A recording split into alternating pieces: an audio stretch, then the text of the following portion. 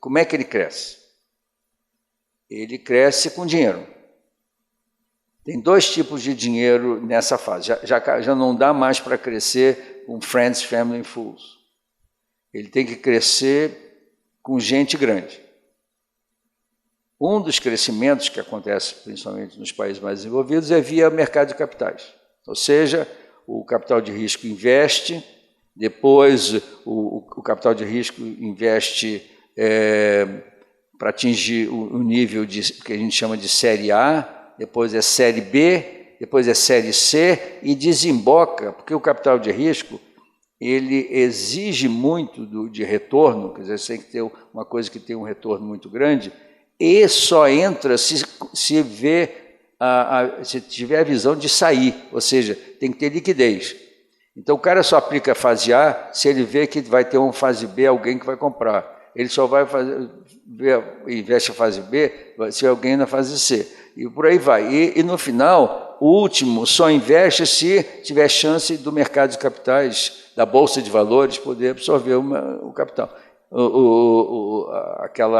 aquele investimento. Então, é um investimento que tem características especiais, mas precisa ter na ponta, no final, o mercado de capitais que absorva isso. E nós não temos no Brasil uma tradição ainda de um mercado de capitais que absorve o startup. Então, esse startup que vai crescer via capital, ele precisa possivelmente crescer nos mercados mais desenvolvidos.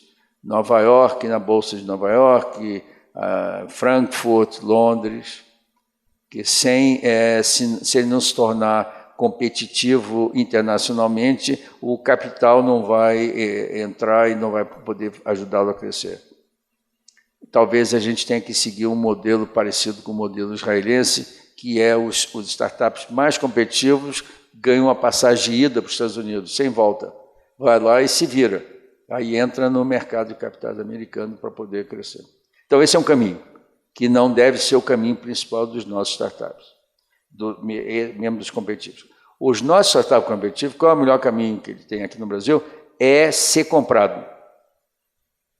Uma empresa vai ver que aquele startup pode atender a um projeto que ela tem, é o que a gente chama do Open Innovation. Ele faz, a empresa vê, vai lá e compra ele.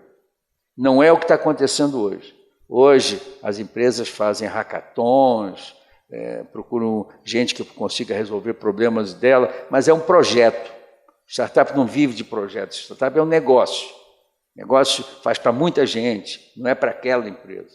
Mas a empresa tem que ver valor para incorporar o startup, para se tornar parte do seu negócio, não para resolver um problema dele. Então, eu sou muito cético com relação a essas coisas que estão acontecendo de ligação desses coworking, desses processos que tendem a focar em cima de resolver problemas específicos. Não é isso. Startup tem a vida própria e a empresa e o startup devem procurar ver como é que alinham para um poder se interar com o outro. Esse processo de comprar pode ser uma parceria, que aí pode entrar também um outro lado jurídico importante, que é como promover, como garantir uma certa equidade nessa parceria startup. Lembra que uma parceria startup-empresa é uma parceria que a gente diz de impedância, tem um mismatch. Tem uma diferença de impedância. O startup é pequenininho, a empresa é grande. O startup precisa de rapidez, a empresa é lenta. A empresa diz, não, está tudo certo, nós queremos, vamos fazer, é só o board aprovar. Quando é que o board se reúne? Daqui a 3 meses. Em 3 meses o startup acabou. O startup não dá para esperar 3 meses. Então, essa ligação é complicada. E não é um processo de venda do startup, é um processo de compra pela empresa. Então, a empresa precisa estar interessada naquilo que o startup faz. E isso tem um grande problema aqui no Brasil, é que as empresas brasileiras não precisam, tanto quanto é nos outros países, dos startups, porque elas não inovam. Na medida que as empresas não inovam, elas não vão comprar o startup, que é o veículo de inovação. Então, o startup é esse grande veículo de inovação. A universidade não transfere mais resultado de pesquisa do jeito que fazia antigamente. Patenteia, licencia ou faz projeto, não. Agora ela cria um startup, E o startup é que vai levar a tecnologia para fora.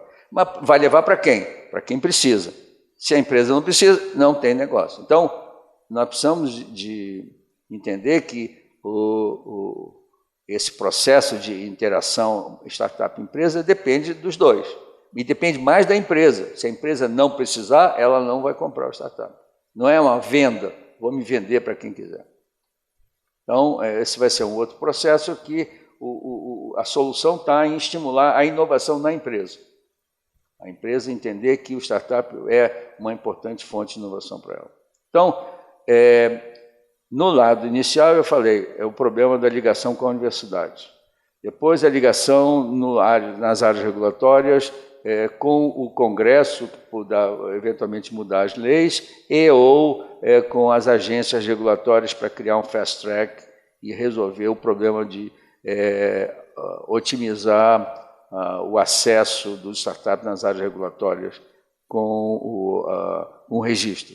E depois, no crescimento, eu acho que, fundamentalmente, um dos aspectos vai ser de não penalizar o sucesso, ou seja, o startup der certo, que vai obrigar um pagamento enorme de imposto de renda para o investidor, né? Ou de facilitar a integração startup-empresa. E é preciso que os juristas aqui criem um mecanismo de defender o startup, porque as empresas têm os seus advogados, elas sabem o que fazer. O governo tem os seus advogados fazendo as suas leis. Os startups não têm advogado de nada. Eles são um ente que estão meio soltos. Talvez eles só vão advogado para criar empresa, advogado para resolver os problemas trabalhistas, etc. Então, é preciso criar essa cultura para poder entender que o startup é um ente importante. E ele é um ente importante na inovação. A inovação brasileira vai depender da capacidade do startup vencer essas barreiras. Então, era isso que eu queria levantar para vocês sobre o panorama que eu vejo dos startups, desse tipo de startup, né? Os outros existem por aí. Então, não podemos tratar o startup como uma empresa que ele ainda não é.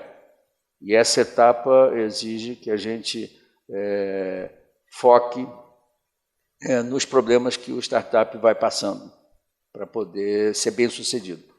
Eu gostaria de ver o seguinte, antes, André, já está querendo falar, é melhor... É que é preciso criar uma comunidade cujo grande objetivo, um ecossistema, seja ajudar o startup a dar certo. Fazer com que essas barreiras não dificultem mais a vida dele. A gente tem que ajudar ele a ralar. E ele tem resiliência. O startup precisa de resiliência, senão não vai conseguir vencer. E então é preciso criar um conjunto de conhecimento, de discussão, para que a gente toque nos problemas mais críticos que o startup vai ter que vencer. Obrigado.